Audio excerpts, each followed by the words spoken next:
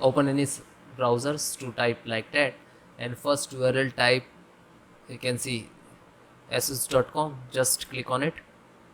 Then this is your laptop, just click on it. After that, click on support, then click on driver, select OS, scroll down.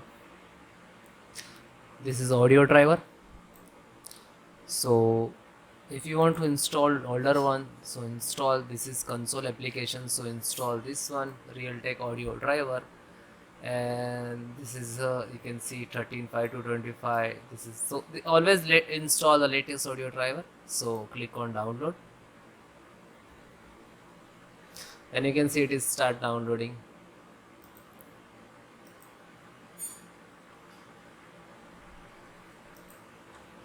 Then just single click to open. After that, click on yes for the administrator installations. And if you want to change language, so you can, otherwise just click OK, then click next, next, and install.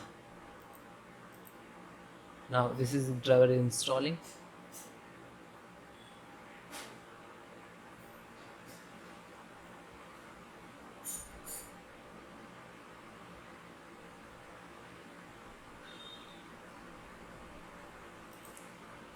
Then it is completed.